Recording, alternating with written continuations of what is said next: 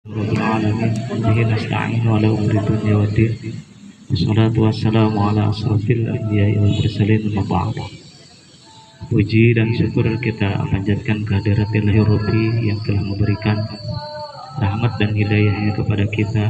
Salawat beserta salam semoga terlimpah curah kepada baginda alam yakni Habibana wa Nabiyana Muhammad sallallahu alaihi wasallam. Yang kami hormati Bapak Azama, yang kami hormati Bapak Sekmat, para kepala UPTD, Kasih, Kasubat, yang kami hormati seluruh peserta apel pada pagi ini. Pada kesempatan ini saya akan menyampaikan sebuah hadis Nabi. Kata Nabi, kullu amal ibni Adam lahu illa sauma fa innahu li wa ana azabi.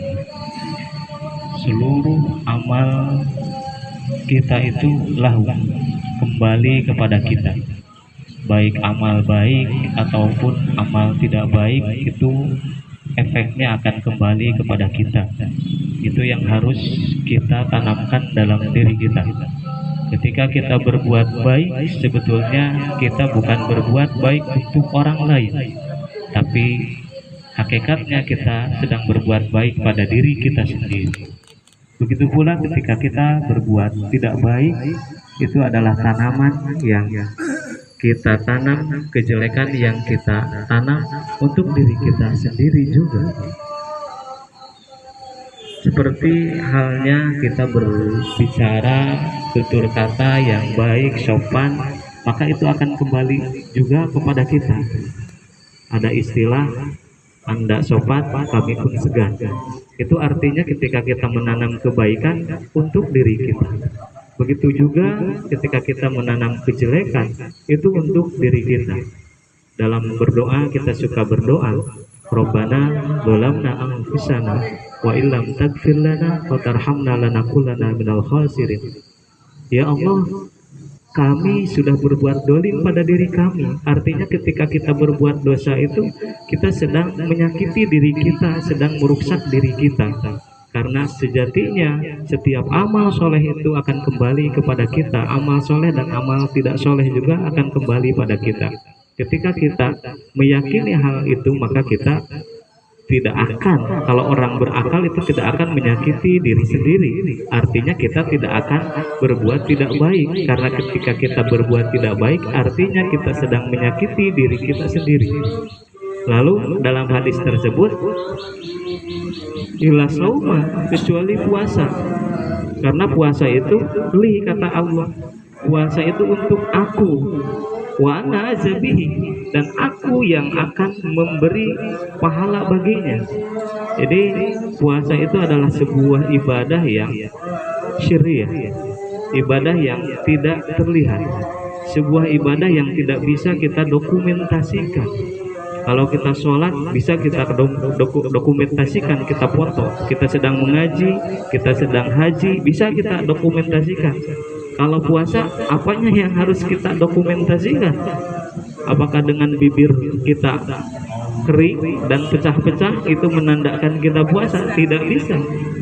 Artinya puasa itu adalah puasa ibadah yang syariah yang tidak bisa kita lihat.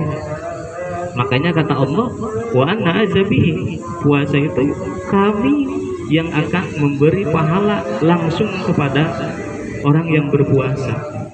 Maka ketika kita berbuat kebaikan untuk diri kita, ketika kita berbuat keburukan untuk kita juga, dan puasa itu adalah puasa untuk Allah.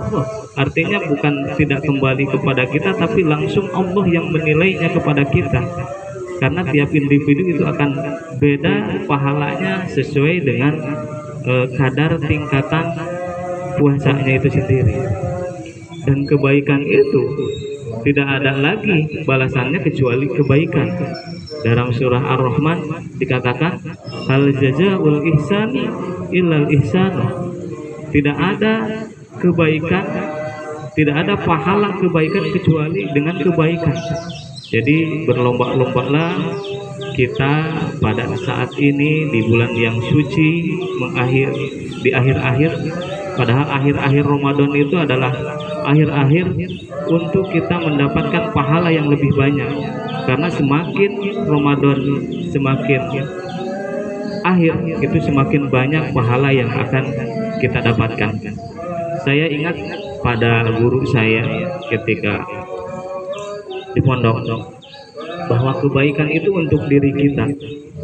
Adanya adanya anak kita yang pintar, anak kita yang cerdas, atau kita yang sukses sekarang itu ada amaliyah orang tua kita yang baik. Bahkan ada di dalam sebuah keilmuan itu ada yang namanya ilmu laduni. Ilmu laduni itu ilmu yang jarang sekali. Dia tidak belajar tapi dia bisa. Saya ingat sekali ceritanya yang waktu di Pulau Sari di Limbangan itu anak guru saya, putra guru saya itu masih kecil udah bisa baca kitab padahal belum belajar. Itu yang namanya laduni. Kata Alfiyah, wafil laduni qala wafi, bahwa ilmu laduni itu ilmu yang sangat sedikit sekali. Kenapa dia bisa dapat? Karena mungkin dari kebaikan orang tuanya. Karena ahli ibadah orang tuanya tidak langsung kepada dirinya tapi akan menetes kepada anak cucunya.